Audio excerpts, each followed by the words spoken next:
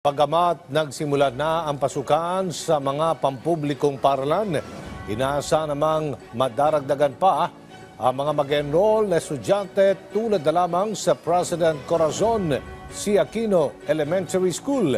Ang ilan umano kasi dito, mga lumipat mula sa pribadong paaralan. Si Bien Manalo sa sentro ng balita. Alas 4:30 pa lang ng umaga, inihatid na ni Malu Rosana ang kanyang apo na nasa ikalawang baitang sa President Corazon C. Aquino Elementary School sa Quezon City. Sa pagsisimula ng klase ngayong araw, nagtatrabaho ang mga magulang ng bata kaya siya na muna ang maghahatid sundo sa kanyang apo. Excited si Malu sa muling pagbabalik eskwela ng kanyang apo. Siyempre po, pagkain po, pinaliguan yung apo, binisan.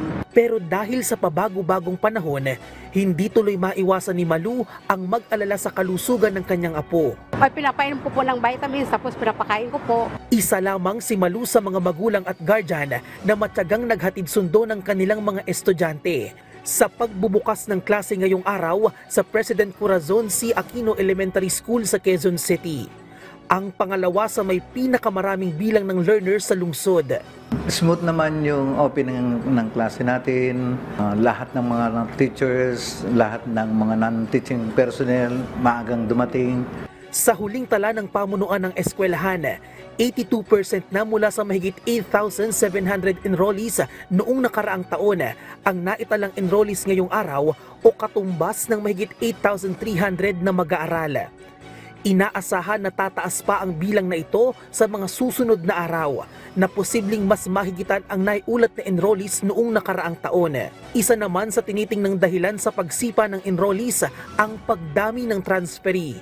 Maraming transfer from private schools kasi dahil sa financial problem. Hindi naman naging hadlang ang nagdaang kalamidad para ituloy ang pagbubukas ng klase ngayong araw. Sa totoo lang, naka-apekto talaga dahil siyempre may mga nabahang mga estudyante. Handang-handa na, lalong-lalo na ang kinder, grade 1 at saka yung grade 4 kasi dahil sa training ng matatag curriculum.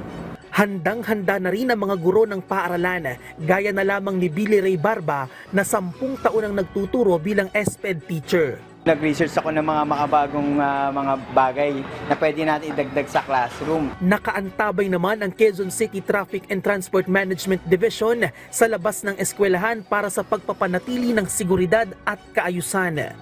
Bien Manalo para sa Pambansang TV sa Bagong Pilipinas.